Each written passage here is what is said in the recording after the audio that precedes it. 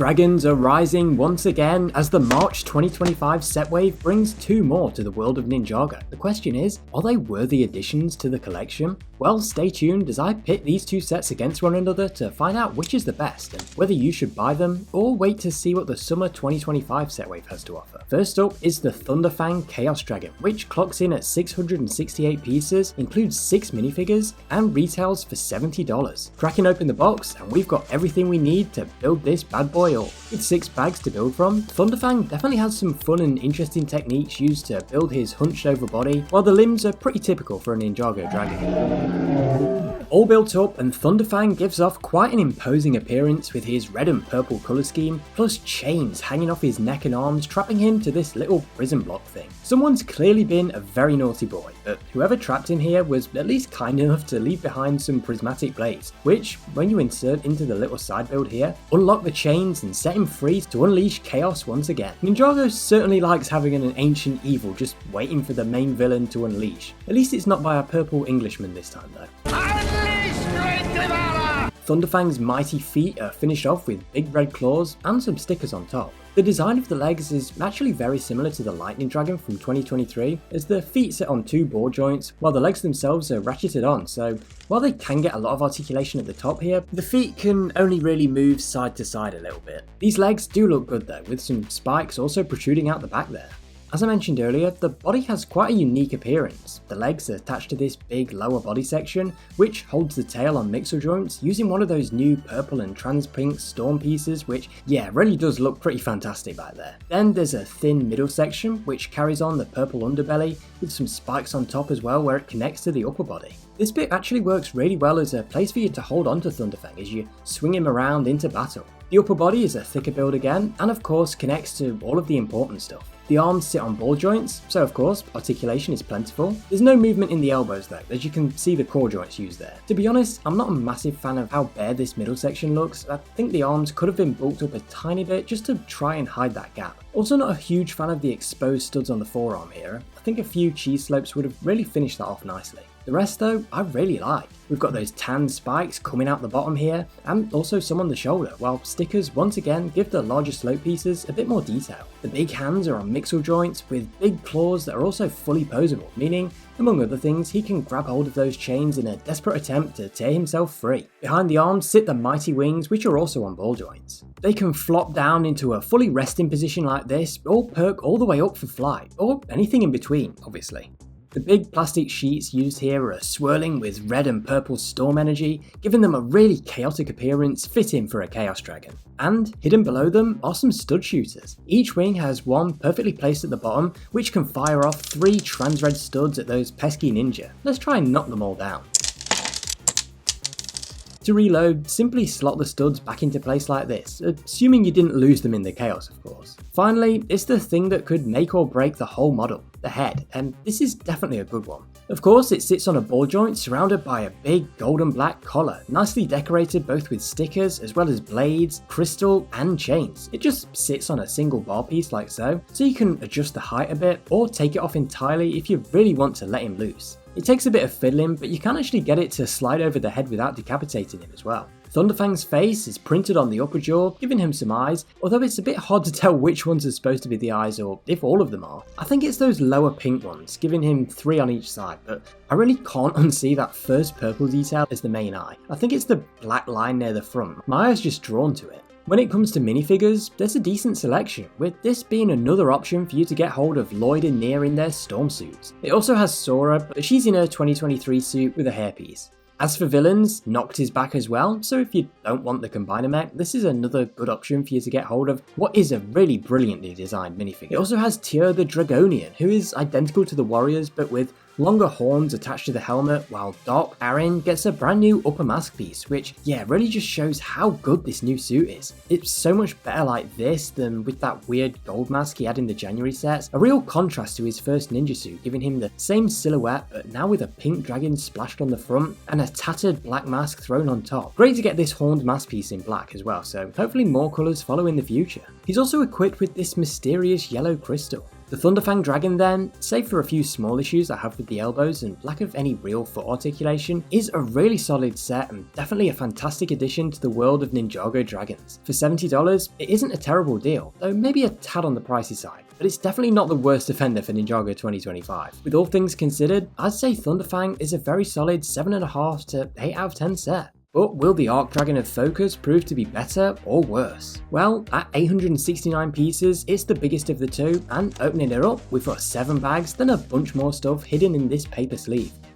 The build was definitely interesting as the whole set is split in two colour wise, and also has a little bit of technic for the special wing function, which we'll see in a little bit.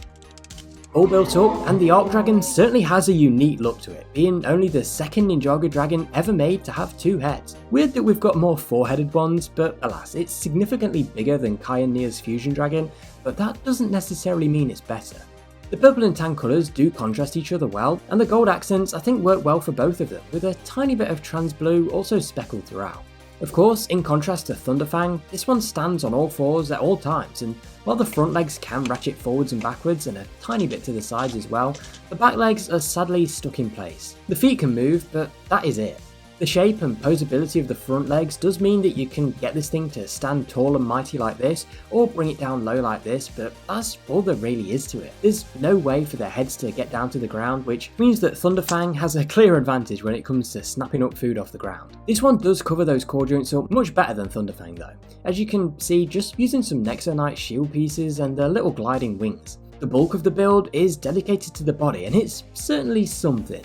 At the end, we of course have the tail, which can swing side to side and uses the same end piece as Thunderfang, this time in purple and trans blue, which again looks really good. I love that we're getting this piece in multiple colours right away.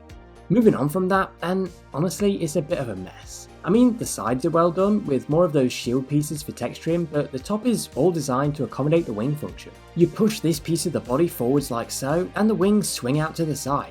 I guess it also acts as a saddle for the dragon as well, given the orange plate on top, but yeah, those Technic pieces really do stand out a bit, and not in a good way. I do like how the split purple and tan colour scheme carries on under that though. The wings themselves are also large sheets with a trans blue colour decorated with purple and gold, with the wings properly colour coded to each half of the dragon. They're definitely not as good as Thunderfang's though. His can do pretty much whatever you want, while these are just stuck in a single plane, only able to move forwards and backwards. Just ahead of that is another button you can push forwards, which launches off a blue missile, so the dragon can shoot focus beams to calm the chaos of Thunderfang.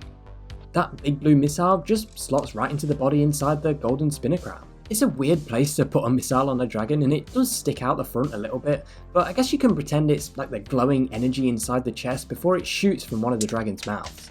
Just above that, we have some stickers adding yet more scaly detail to the dragon, and this is of course where it really splits in two as we move to the heads. Right at the bottom of the necks, we've got 2 lanterns hanging down, which is pretty funny. The necks are both on ratchet joints, so can move around independently. They can twist around, so you could have one head looking forwards while the other looks backwards, and ensuring the dragon is focused on all of its surroundings. Right behind the head, we've got what I think are supposed to be 2 more saddles, so in total that means 3 minifigures can hitch a ride here with flags behind them. I like the little detail on these with the tan and purple dragon arranged a bit like a yin-yang symbol. What's more, the 2 stickers are actually different. You can see it clearly when you put them with colours matching each side. The dragon's facing the opposite direction between the 2. Finally, the heads. These are definitely very good. The golden side has the same piece as Thunderfang, but with different colours and prints of course, and the build on top allows it to have these big golden horns protruding down, while the purple side has horns that reach up into the sky. It also uses different moulds for its head, ensuring it stands out even more from the golden side. Both are sat on ball joints, so can move around however you like, including bumping into each other when they can't agree what to focus on. As well as the big Arc Dragon, we also get 2 side builds. First is this little shrine thing, which has some brown steps leading up to a holding place for another of the prismatic blades. You get another of those spare as well. It's not much, but I think it's a fine little side build, great for some world building. Next we have this small mound of rocks, which is actually the launcher for the spinner that's included. I really like how well this has been put together, sort of hiding the spinner launcher as another little terrain piece. The spinner itself is just the same red and gunmetal grey one we got for Lord Raz. I think we probably could have got a new colour for this just to differentiate it a bit, although it does match with Drix's colour scheme, so it's not the end of the world. He slots in the middle, and then to spin it, you just push the lever in like so. You can check out my full video on the other 3 spinners from January for a more in-depth look at this brand new spinner system if you like. As far as this one's minifigures go, we've got Kai, Lloyd and Cole all returning in their storm suits again, plus the new Pixel no longer exclusive to the Combiner mech, which is brilliant to see because this is by far her best samurai outfit as far as I'm concerned. Also included is Wyldfyre, who is exactly the same as last year, again armed with Power Blast for her heat powers. Between these 2 sets then, we've got every storm suit ninja except for Zane, which is a bit of an odd choice given that he's chilling up in the corner of the box here. Anyway, when it comes to villains, we've got another Dragonian warrior, a return for the awesome Master of Swarm Drix, this time using black armor instead of gunmetal grey, which is interesting. But the star of the show here is the brand new Zarkt. Really fantastic little minifigure. I really love this one. He's the Master of Misfortune, and his whole cursed purple and green outfit is covered in golden chains with a padlock on the front. I mean, just what is that all about? It's like there's a purple spirit branching out trying to escape the prison of this humanoid form. To the back, he's got his own take on the Forbidden 5 symbol, and his head is covered by this huge new hat piece, which completely covers his face except for a small window showing his evil red eyes peeking through. His face continues that purple spirit vibe with sharp golden teeth just to add a finishing touch. Unlike Nokt and Drix, he does have a second face as well, even angrier. Overall then, the Arc Dragon of Focus, it has some good stuff going for it, but the dragon is pretty awkward in places, with limited articulation which really does drag it down a bit. When it comes to 2-headed dragons, 2017 definitely did it better. At $100, it does also feel a little bit steep considering what you get. The minifigure selection is good, but the exclusive Zarkt really isn't enough to save this one. I'd say the Arc Dragon probably a 6 out of 10 all in all. So if you're struggling to choose which of these 2 titans you want to buy, with its better build and a good minifigure selection of its own, the Thunderfang Dragon of Chaos is absolutely the one I would choose, making this bad boy the easy winner of the March 2025 set wave.